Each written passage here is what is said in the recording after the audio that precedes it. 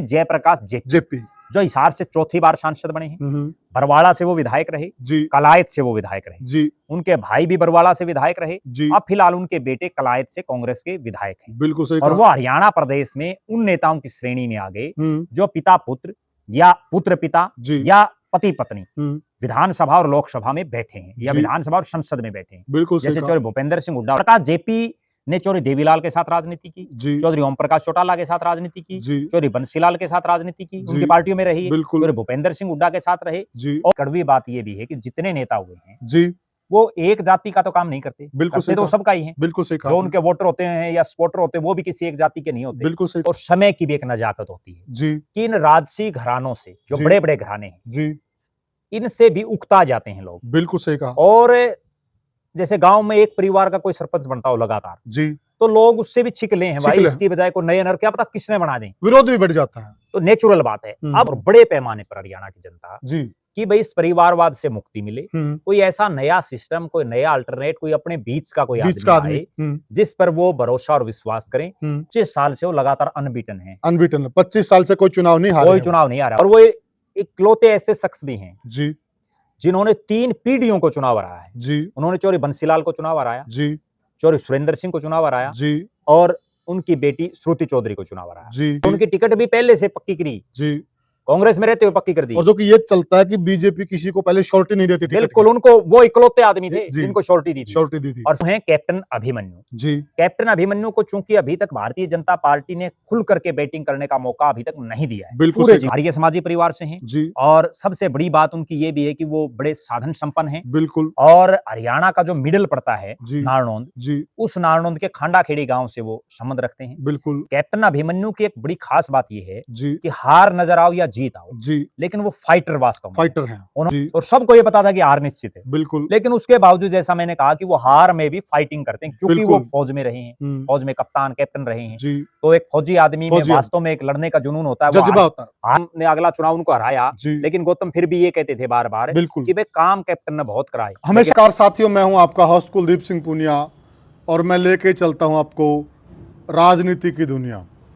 अगर राजनीति की दुनिया की बात करें तो साथियों, ओम प्रकाश चौटाला जी का निधन हुआ, उसके बाद से एक चर्चा ने बड़ा जोर पकड़ा कि आने वाले समय में जो बहुत बड़े नेता होते थे, जाट नेता ओम प्रकाश चौटाला जी, वह दुनिया को अलविदा कहकर चले गए हैं।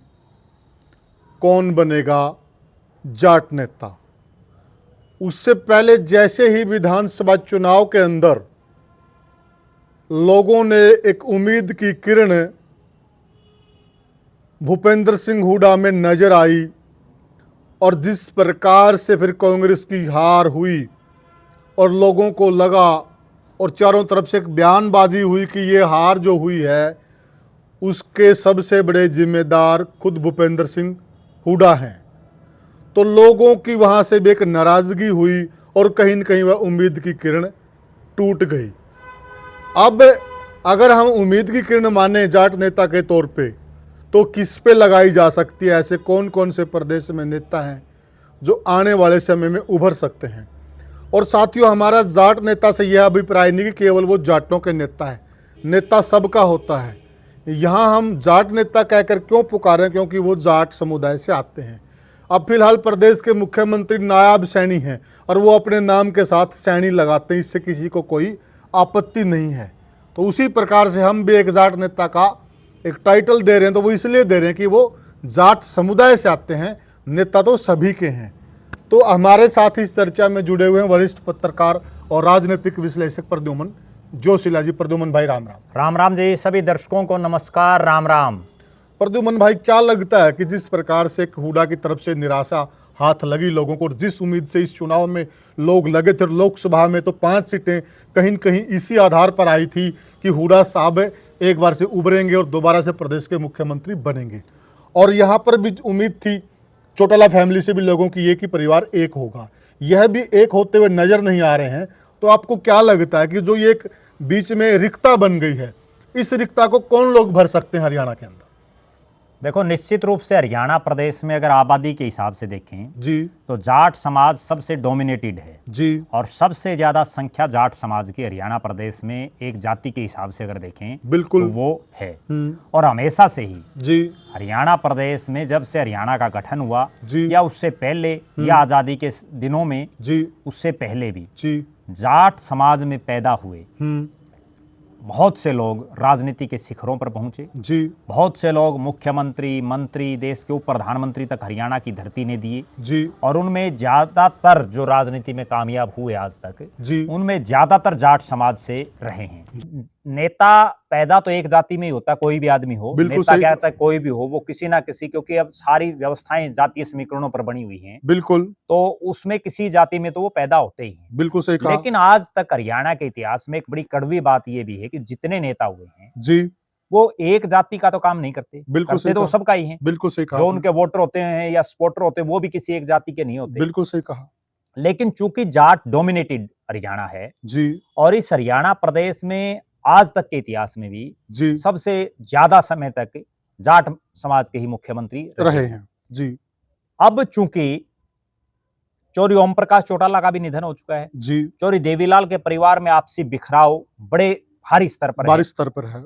चौधरी भूपेंद्र सिंह हुड्डा को एक विकल्प के तौर पर लोग देख रहे थे, जी लेकिन इस चुनाव में जिस ढंग से उन्होंने टिकट का वितरण किया जी और जिस ढंग से चुनाव परिणाम आए, जी उसके बाद भूपेंद्र सिंह हुड्डा से भी लोगों ने दूरी बनानी शुरू कर दी है। जी और अब नहीं लगता कि वो भविष्य में सर्वाइव कर पाएंगे। जी हरियाणा प्रदेश में जो तीसरा जाट परिवार बड़ा, चौधरी बंसीलाल का परिवार, जी उसमें भी कहीं कोई ऐसी उम्मीद दिखाई नहीं दे रही कि कोई आगे मुख्यमंत्री का फेस बन सके जी हरियाणा प्रदेश के संदर्भ में। जी बिल्कुल अब कुल मिलाकर के लोग भी और समय की भी एक नजाकत होती है जी कि इन राजसी घरानों से, जो जी। बड़े बड़े घराने हैं, जी इनसे भी उकता जाते हैं लोग। बिल्कुल सही कहा। और जैसे गांव में एक परिवार का कोई सरपंच बनता हो लगातार, जी तो लोग उससे भी छिकले हैं, भाई छिकले हैं। इसकी बजाय को नए नर क्या पता किसने बना दें, विरोध भी बढ़ जाता है। तो नेचुरल बात है। अब चूंकि परिवारवाद बड़ा उच्च स्तर पर है राजनीति में, जी लेकिन लोग ये चाहते हैं, जनता भी ये चाहती है और बड़े स्तर पर जनता चाहती है कि इस व्यवस्था में बड़ा परिवर्तन हो, कोई ऐसा आदमी नया आए जो इन परिवारों से दूर हो, जी जो ना चौधरी बंसीलाल के परिवार से हो, ना वो चौधरी देवीलाल के परिवार से हो, ना वो चौधरी भूपेंद्र सिंह हुड्डा के परिवार से हो। जी और बहुत लोग ये चाहते हैं कि भाई इनके के सारी जिंदगी सिमरी है, ठीक बात है। और नया अल्टरनेट भी तो हो। बिल्कुल जी अब वो नया विकल्प क्या हो, लोग किसकी तरफ देखें, जी और वो देखने की बात मैं इसलिए कह रहा हूं कि आज हालात और परिस्थितियां ये हैं जी कि जाट समाज जी और किसान समाज को कोई ऐसा चेहरा दिखाई नहीं दे रहा जी जिसके नेतृत्व में ये आगे बढ़ सकते हैं। क्योंकि हुड्डा साहब से भी लोग जो है उकता चुके हैं, जी देवीलाल परिवार से भी उकता चुके हैं, जी बंसीलाल के परिवार से भी उकता चुके हैं। जी और उसी का ये हस्र भी इस विधानसभा चुनाव में भी हमने देखा जी कि जो ये अपने अपने इलाकों में भी जो है अपने साथियों को नहीं जिता पाए। जी और प्रद्युमन भाई एक चीज देखिए ना, जो ये दो चुनाव थी, इन दो चुनाव में भूपेंद्र सिंह हुड्डा को इतना भारी मत मिला है, इतना जन समर्थन मिला है, और उनका जो वोट परसेंटेज है वो बिल्कुल पीक पे भी गया है। मेरे हिसाब से जब उनका 67 सीटें आई थी, उसके बाद जो वोट परसेंटेज कांग्रेस का है तो वो अभी आया है जी, तो वो एक पीक पे जा ली, और पीक पे जाने के बाद लोगों की उम्मीदें टूटनी शुरू हो जाती हैं।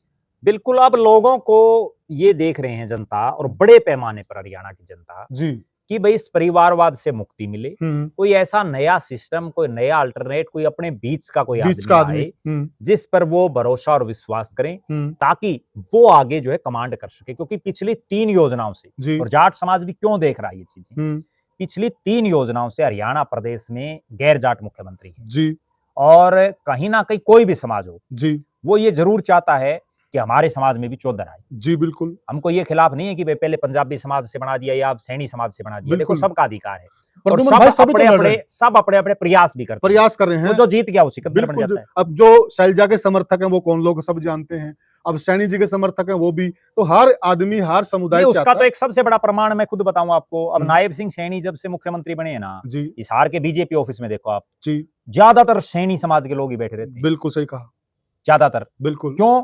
क्योंकि उनका एक अपनी जाति का अगर कोई भी आदमी बने, अपनी जाति का भी, हो या अपने एरिया का कोई आदमी बने तो उस चीज का एक अलग सा प्रभाव ये पड़ता है। नेचुरल भी है, जैसे मैं दर्शकों को नेचुरल एक बात चीज भी बताऊं, है, इसमें कोई वो अब नहीं। हम मान लो कर्नाटक में चले गए जी, और वहां हमें हरियाणा का कोई आदमी मिल गया तो एक अलग फील होता है। बिल्कुल सही कहा वहां आपने। फिर हमें हिसार का कोई मिल गया बिल्कुल तो और ज्यादा फील होता होता है। है। हमारे गोत्र हमारी जाति का कोई मिल गया बिल्कुल और ज्यादा सिस्टम हो जाता है। हमारे जी, गोत्र का कोई मिल गया, हमारे बिल्कुल गांव का मिल गया बिल्कुल और ज्यादा अपनापन। बिल्कुल तो ये सही कहा। नेचुरली ये संसार का एक सिस्टम है। फॉरेन कंट्री में जाने के बाद भी ऐसा ही होता है। वहां अगर भारत का ही कोई मिल जाए तो हाँ, वो बहुत बड़ी बात है। भाई लगता है वो।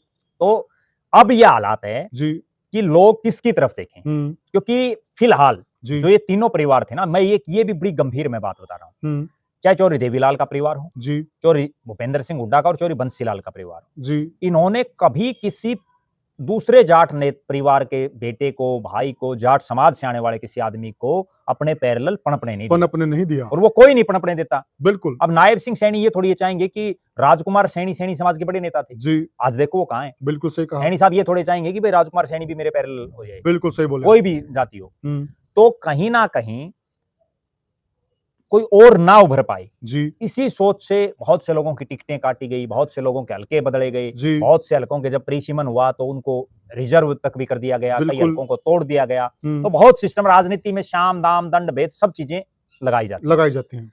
अब हालात ये है कि प्रदेश में दो मुख्य पार्टियां हैं, जी, एक भारतीय जनता पार्टी, एक कांग्रेस पार्टी, जी, और बाकी क्षेत्रीय पार्टियों में चौटाला साहब तो कभी यूं है नहीं, ठीक है, को मास्टर हुकम सिंह को उस समय बना दिया, बनारसी दास गुप्ता को बना दिया, वो एक अलग दौर था। अब आज के दिन कोई नहीं देता कुर्सी, आज के दिन तो अपने बेटे को देंगे। बिल्कुल सही और उस समय भी उन्होंने तो धक्कत देनी पड़ी थी, नहीं तो देवीलाल वाली कुर्सी तो चोरी उम्र का चौटाला ने ली थी। बिल्कुल बिल्कुल नहीं तो चौटाला साहब से काबिल उस समय और भी लोग थे, ठीक है, बिल्कुल सही, नहीं दे पाई। अब बीजेपी और कांग्रेस दो राष्ट्रीय पार्टियां हैं और आगे भी ये दिखाई दे रहा है कि दोनों में फाइट होनी है जी, क्योंकि बाकी तो चाहे जेजेपी हो, इनेलो हो, आम आदमी हो, ये तो तीसरे चौथे पांचवें की लड़ाई। बिल्कुल सही कहा। ठीक है, कहीं कोई बहुमत नहीं आए, कोई तीर लग जाए, वो एक अलग बात बिल्कुल है। सही कहा। अब उनमें सबसे पहले हम चर्चा करते हैं कि भारतीय जनता पार्टी जी और कांग्रेस जी, में कौन हो सकता है। राष्ट्रीय पार्टियों की, दोनों राष्ट्रीय पार्टियों। बीजेपी के पास अभी फिलहाल जितने जाट चेहरे हैं, उन्होंने जी, बहुत से जाट चेहरों को आजमा लिया। जी, ओम प्रकाश धनखड़ जी को प्रदेश का अध्यक्ष बनाया, जी, लेकिन वो कोई पैठ नहीं बना पाए, बिल्कुल जाट समाज में ही नहीं बना पाए। बिल्कुल सुभाष बराला को बनाया, जी, उन्होंने भी कोई पैठ नहीं वो बना पाए। बिल्कुल सही कहा। उसके अलावा महिपाल ढांडा को उन्होंने मंत्री बनाया, जी, लेकिन महिपाल ढांडा भी पूरे प्रदेश के नेता नहीं नहीं बन बन पाए। पाए। एक शख्स ऐसा दिखाई दे रहा है भारतीय जनता पार्टी में, जी, जो पिछली 3 योजनाओं से जी, लगातार देश की सबसे बड़ी पंचायत संसद में जीतता जा रहा है जी, और वो उस इलाके से जीत रहा है जी, जिसमें जाटलैंड का एक बहुत बड़ा हिस्सा है। और चूंकि भारतीय जनता पार्टी को तो जाटोई पार्टी तो कहते नहीं, बिल्कुल, अगर जाटोई पार्टी कहने कोई बात आए तो या तो कांग्रेस को या देवीलाल परिवार को कहते हैं। जी, उसके बावजूद वो जीत रहे हैं और आज भी 5 सांसद हैं भारतीय जनता पार्टी के, जी, उन 5 में वो इकलौते जाट हैं। जी, वो नाम है चौधरी धर्मवीर सिंह का। जी, और चौधरी धर्मवीर सिंह का मूल गांव तालू, जी, भवानीखेड़ा हल्का, भिवानी जिला, और वो अपने जीवन काल में 4 बार विधायक बने, जी, 3 बार सांसद बने, बहुत लंबा उनका राजनीतिक जीवन, मंत्री भी रहे। जी, और वो इकलौते ऐसे शख्स भी हैं जी, जिन्होंने 3 पीढ़ियों को चुनाव हराया है। जी, उन्होंने चौधरी बंसीलाल को चुनाव हराया, जी, चौधरी सुरेंद्र सिंह को चुनाव हराया जी, और उनकी बेटी श्रुति चौधरी को चुनाव हराया। जी, ये अलग बात है कि जो 87 का चुनाव था, बाद में जब कोर्ट में चला गया, जी, जी, तो उसके बाद वहां से परिणाम कुछ और रहे, लेकिन वो मंत्री भी बने। और उनकी एक और बड़ी गजब बात है जिसके बारे में बहुत कम लोगों को पता होगा। जी, चौधरी धर्मवीर सिंह एक ऐसे नेता हैं जो 2000 से लेके जी, और 2014 तक जी, 4 चुनाव में, बड़ी गंभीर बात बता रहा हूं, 4 चुनाव 4 अलग अलग हलकों से उन्होंने लड़े जी, और चारों बार जीते। जी, ये अपने आप में रिकॉर्ड की बात है।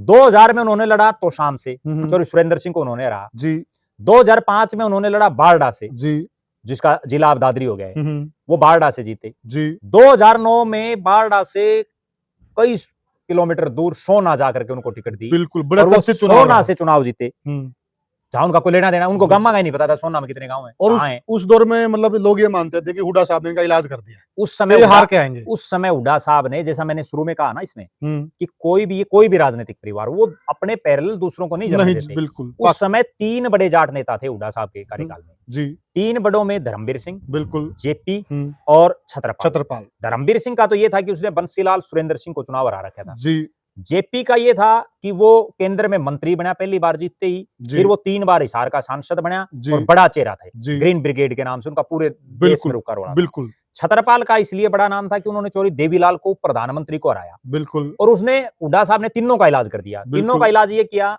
कि छतरपाल को तो दे दिया 80 से, जो शहरी डोमिनेटेड सीट है, वो हार गए चुनाव।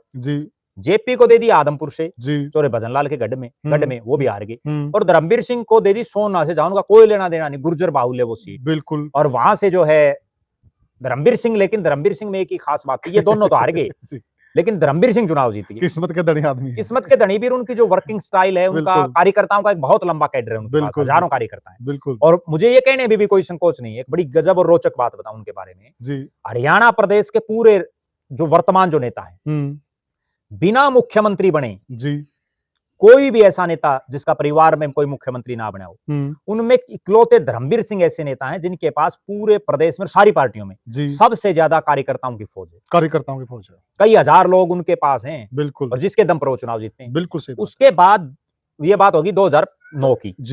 14 में उनको भारतीय जनता पार्टी ने जो है, ये तीनों चुनाव तो उन्होंने कांग्रेस से लड़े। हाँ जी। 14 में वो विधायक होते हुए, इस बात का भी बहुत कम लोगों को पता होगा, मार्च के महीने में वो कांग्रेस के सिटिंग विधायक थे सोना से। बिल्कुल। और उन्होंने सिटिंग विधायक होते हुए भारतीय जनता पार्टी उन्होंने फिर ज्वाइन की, विधानसभा से इस्तीफा देके। बीजेपी ने उनको टिकट दी, और उनकी टिकट भी पहले से पक्की करी, कांग्रेस में रहते हुए पक्की कर दी। और जो कि ये चलता है कि बीजेपी किसी को पहले श्योरिटी नहीं देती। बिल्कुल, उनको वो इकलौते आदमी थे जिनको श्योरिटी दी थी। और फिर उन्होंने चुनाव लड़ा भिवानी महेंद्रगढ़ से, वो भी नया हल्का हो गया। बिल्कुल। 4 हल्कों से 4 बार जीते। उसके बाद 19 में फिर जीते। 24 में जब तमाम बड़े चेहरे हरियाणा में जो है, जाट तो लगभग कांग्रेस के रुक के मार रहा था लोकसभा चुनाव में, तब भी वो जीते। तो धर्मवीर सिंह का मेरा तात्पर्य कहने का ये है कि भले ही वो लो प्रोफाइल में रहते हों, भले ही वो कोई बहुत लंबा चौड़ा जो है चकाचौंध की राजनीति ना करते हों, लेकिन उनकी कुछ एक बात जो लोगों को नहीं पता, उसमें एक बड़ी बात ये है कि उन्होंने पूरे हरियाणा प्रदेश में, इस बात का बहुत कम लोगों को पता होगा, पूरे हरियाणा प्रदेश में समान पानी के बंटवारे को लेकर के एक यात्रा उन्होंने निकाली थी पूरे हरियाणा प्रदेश में। और समान पानी का बंटवारा, क्योंकि वो उस इलाके से आते थे जहां पानी कम जाता है, और उसको लेकर के वो पूरे हरियाणा में घूमे। उन्होंने लोगों को, अच्छा एक चीज और है बड़ी गजब, धर्मवीर सिंह की एक खास बात ये है कि उनको आंकड़ों की, तथ्यों की, और जो पानी और बिजली इनका तो जितना उनको पता है ना, मुद्दों का उतना बहुत कम लोगों को पता है। उनको हर चीज, सारे हेड उनको याद हैं कि कहां से कैसे पानी आए, क्या हो। मैंने खुद ने भी देखा, उन्होंने बड़े बड़े नक्शे बना रखे हैं इस तरह के। तो धर्मवीर सिंह एक मजबूत विकल्प हो सकते हैं, और वो मजबूत विकल्प इसलिए हो सकते हैं जाट समाज के लिए, उनका गांव तालू बवानी खेड़ा में होने के बावजूद, क्योंकि वो तो एससी रिजर्व सीट थी और हमेशा से रही है वो, उसके बावजूद वो तोशाम से लड़े, वहां उनका जनाधार हुआ, बारडा से लड़े, सोना से लड़े, खुद का गांव बवानी खेड़ा जो हिसार लोकसभा में है, और भिवानी महेंद्रगढ़ पार्लियामेंट से वो खुद जो है तीसरी बार सांसद हैं। तो कहीं ना कहीं प्रदेश के 20 विधानसभा क्षेत्र में ऐसे मान रहा हूं लगभग, जिनमें धर्मवीर सिंह के कहीं कम वर्कर हैं, कहीं ज्यादा हैं, लेकिन 20 विधानसभा क्षेत्रों में उनके बंदे धर्मवीर सिंह का कहीं ना कहीं जो है प्रभाव है। और प्रद्युमन, एक भाई साहब एक बात देखिए ना, मतलब शायद हरियाणा की राजनीति के इकलौते ऐसे शख्स होंगे जिनके पास कार्यकर्ताओं की इतनी बड़ी फौज है। और कार्यकर्ताओं की फौज बनाना तो आसान है, उनको रोकना, उनको संतुष्ट करना, उनके काम करना बड़ी टेढ़ी खीर है। वो भी आप ये देखिए, जो आदमी 1987 में पहली बार विधायक बना, आज 87 को 37 साल हो गए और 37 साल से लगातार एक्टिव पॉलिटिक्स में है। और 37 साल में 2000 के बाद, मैं ये भी बड़ी गंभीर बात बता रहा हूँ, विरले ही मिलते हैं जिनके मतलब बाप दादा चाचे ताऊ अगर मुख्यमंत्री तो एक अलग बात बिल्कुल, लेकिन वैसे विरले ही मिलते हैं। सन 2000 से आज 2024 आ गया, 25 आ गया, 25 साल से वो लगातार अनबीटन है।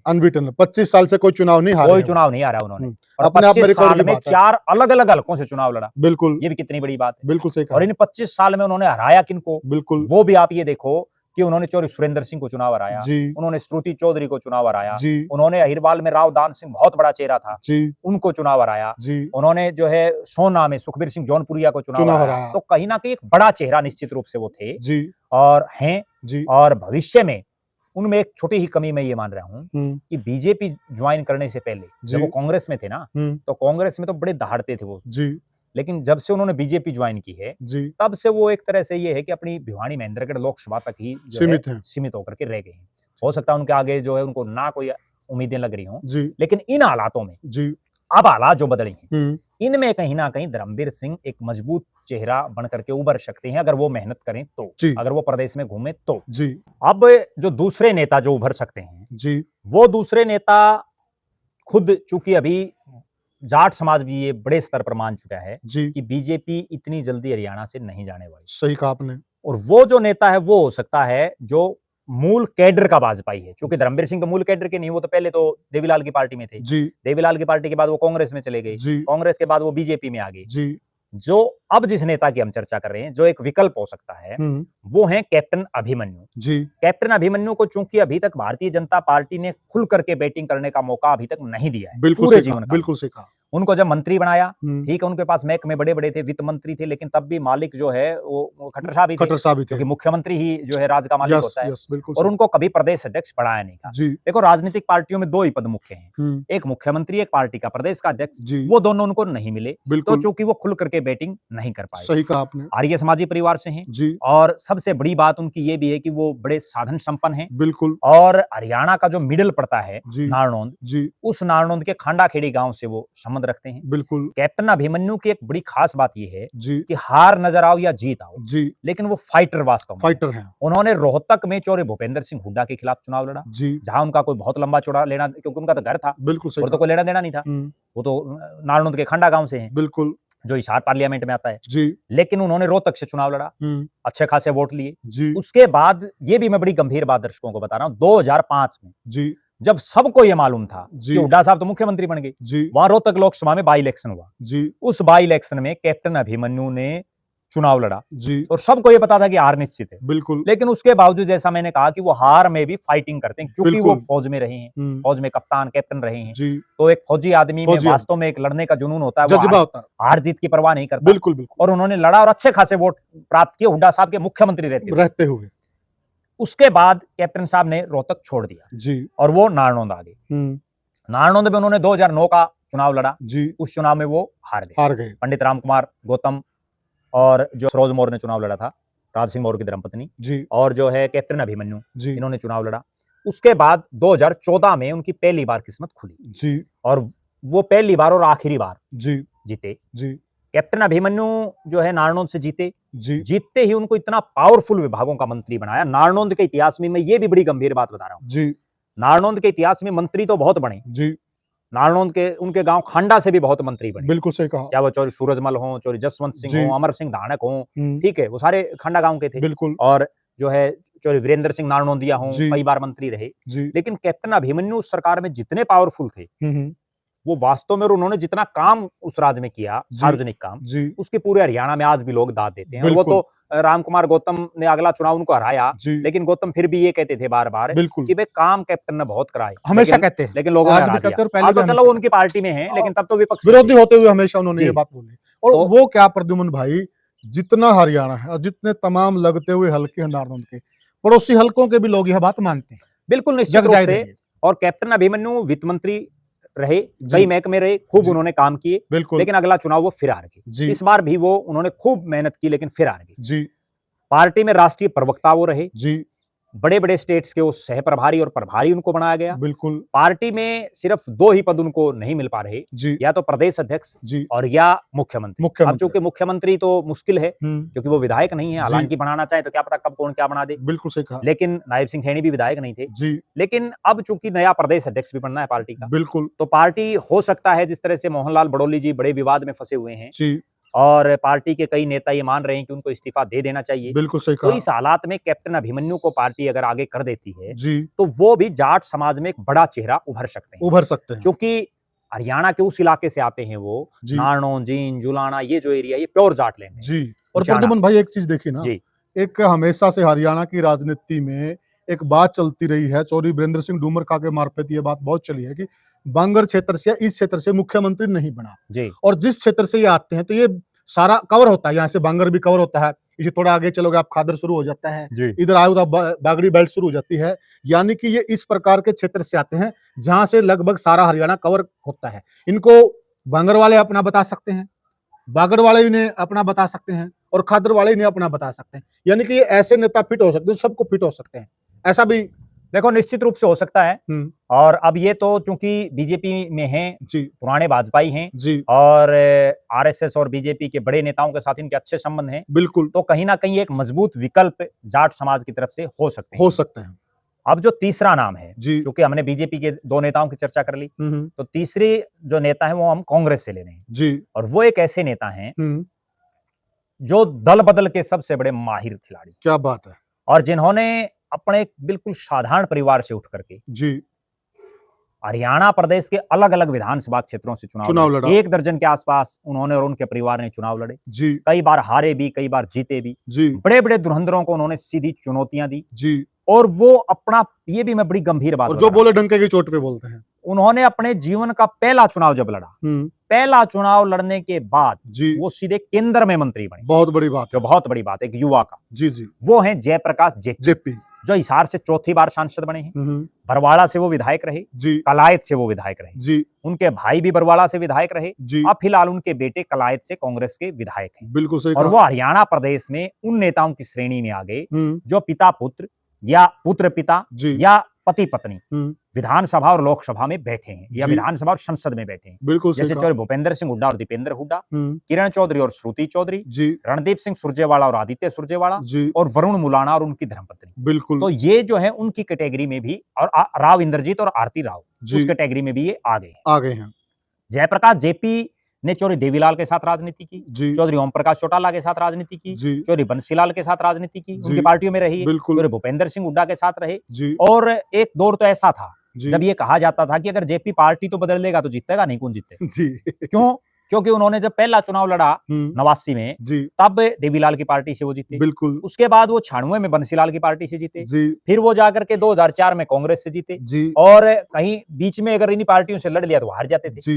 उसके बाद उन्होंने ये देखो, चौधरी वीरेंद्र सिंह जैसे शख्स को उन्होंने हराया। उन्होंने चौधरी भजनलाल की टक्कर में चुनाव लड़ा, उन्होंने कुलदीप बिश्नोई की टक्कर में चुनाव लड़ा, उन्होंने भव्य बिश्नोई की टक्कर में चुनाव लड़ा। हालांकि ये भी एक बड़ा संयोग है कि जैसा हमने इस वीडियो के शुरू में बताया कि धर्मवीर सिंह ने तो 3 पीढ़ियों को हरा रखा है और यहाँ 3 पीढ़ियों ने जेपी को हरा रखा है। ये भी एक बड़ा अचंभा है कि चौधरी भजनलाल, कुलदीप बिश्नोई और भव्य बिश्नोई तीनों ने जेपी को हरा रखे हैं। लेकिन जेपी ने ग्रीन ब्रिगेड बनाई वीपी सिंह के चुनाव में, पूरे देश में वो चर्चित रहे। बिल्कुल। और उनका जो है, मैं ये मान रहा हूँ कि कैथल से, जींद से, हिसार से, ये जो 3 जिले हैं और भिवानी, इन 4 जिलों में जेपी का अपना एक मजबूत वोट बैंक है। बिल्कुल सही। और जेपी के पास भी कार्यकर्ताओं की लंबी चौड़ी फौज है। जयप्रकाश जेपी की सिर्फ एक कमी ये रही कि वो एक ठिकाने पर टिक नहीं पाई। अब तो पिछले कुछ साल से कांग्रेस में है, लेकिन बीच में जब कांग्रेस ने उनकी टिकट काट दी तो निर्दलीय चुनाव उन्होंने लड़ लिया। बिल्कुल सही कहा। लेकिन इतना जरूर है कि इस चुनाव में विपरीत हालातों में भी, जब लगभग कांग्रेस के भी बहुत से नेताओं ने उनका सही ढंग से साथ नहीं दिया था,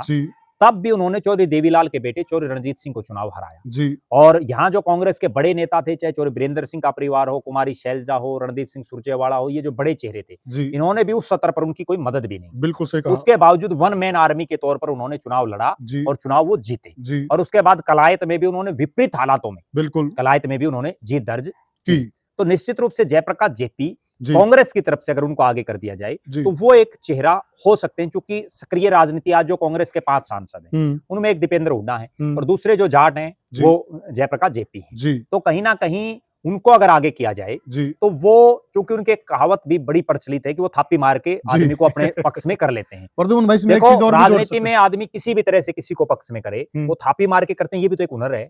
यही तो मैं कह रहा था प्रद्युम्न भाई, जब चौधरी बंसीलाल हबीबा की सरकार थी और चौधरी बंसीलाल मुख्यमंत्री थे, तो उस वक्त का एक किस्सा सुनने में आता है कि अटेंशन सीकर हैं, जहां पर भी जाते हैं इनको अटेंशन मिल जाती है। तो उस वक्त मुख्यमंत्री के कमरे के बाहर छोटी लाइन और इनके कमरे के बाहर बहुत लंबी चौड़ी लाइन थी। यानी कि लोगों में उस वक्त, और आज भी काफी सारे लोग ये मानते हैं कि जयप्रकाश जी के पास चलते हैं, जयप्रकाश जी हमारी सुनेंगे और हमारा काम करेंगे और हमारे तरीके से हमारी बात रखेंगे। मुख्यमंत्री से न मिलकर लोग इनसे मिलना प्राथमिकता देते थे। देखो, जयप्रकाश जेपी की खास बात यह है कि वो जीरो से उठे हैं और अपने जो पूरा उनका राजनीतिक जीवन काल है 35 साल का, उस 35 साल में उन्होंने बहुत संघर्ष किया है, जेल तक भी गए हैं वो। बिल्कुल सही। अब वो जेल में भी उनके, जब वो जेल गए तो उनके ऊपर ऐसे आरोप लगाए गए थे जो कोई छोटे मोटा आदमी को भी नहीं लगते। बिल्कुल सही। ठीक है, कोई पंखा चोरी, कोई घड़ी चोरी, कोई इस तरह के थे वो मामले। और मुझे आज भी वो दिन याद है जब हिसार के जो पुराना गवर्नमेंट कॉलेज मैदान है, अब तो वहां बहुत से शोरूम बन गए, वहां एक रैली हुई थी और मैं उसमें खुद प्रत्यक्षदर्शी था। वो जब जेपी को जेल में थे और वो जेल से जब निकले थे ना, जी जी, वहां हजारों बिल्कुल हम भी मौजूद थे, बड़ा हुजूम था वहां जी। और उस समय धर्मवीर सिंह ने भी बड़ा कड़ाकेदार भाषण दिया था। बिल्कुल। तो उस समय जेपी एक बहुत बड़ा चेहरा बन चुके थे। बिल्कुल। हाँ, ये भी एक खास बात है कि ये जो बाकी धर्मवीर सिंह की बात है, जैसे वो अपने परिवार में और किसी को नहीं बना पाए जी, लेकिन जेपी की एक खास बात ये है कि अपने परिवार से 2 लोगों को उन्होंने विधायक भी बनाया। बिल्कुल सही बात। उन्होंने अपने भाई को विधायक बनाया, अपने बेटे को विधायक बनाया। जी। तो राजनीतिक गट्स तो उनमें है। बिल्कुल। अगर उनको पार्टी थोड़ी सी डोज दे, उनको अगवानी दे, तो निश्चित रूप से वो एक बड़े चेहरे के रूप में उभर सकते हैं। जी, बिल्कुल सही कहा। तो कुल मिलाकर के ये कहा जा सकता है जी कि हरियाणा प्रदेश में जो परिवारवाद की जो पार्टी है, जो बड़े-बड़े राजसी खानदान हैं, जी जी, उनको छोड़ करके भी जनता कोई नया विकल्प चुन सकती है, कोई बड़ी बात नहीं। और इन 3 के अलावा जी, जरूरी नहीं है 3 ही, जी, इन 3 के अलावा भी बहुत से नेता और हैं, कोई नया विकल्प भी पैदा किया जा सकता है, कोई बड़ी बात नहीं है। अब दिल्ली में अरविंद केजरीवाल को कौन जानता था? कौन जानता था? अन्ना हजारे के मूवमेंट से पहले वो भी तो एक नया विकल्प पैदा हुआ था। बिल्कुल बिल्कुल। तो नया विकल्प भी कोई बन सकता है, कोई बड़ी बात नहीं है। बिल्कुल कोई नया ऐसा युवा, कोई जी। जुनूनी युवा जी। अगर आज से ये शुरू कर दे कि भाई मैं तो घर-बार सब छोड़ करके और जो है पूरे हरियाणा प्रदेश में घूमना शुरू करे, वो भी नेता बन सकता है। बिल्कुल। बहुत बने हैं ऐसे। बिल्कुल। साथियों, बिल्कुल सही कहा प्रद्युमन भाई ने। हार्दिक पटेल ने पूरे देश की राजनीति को और गुजरात की राजनीति को हिलाकर रख दिया था। अगर कोई युवा जज्बे और जोश के साथ निकले और उसका एक ही जुनून हो, मुझे समाज सेवा करनी है, कोई भी आगे आ सकता है। और कुछ नामों की हमने चर्चा की कि यह नाम भविष्य में आगे बढ़ सकते हैं और पार्टियां भी इन पर विचार कर सकती हैं नए विकल्प के तौर पर।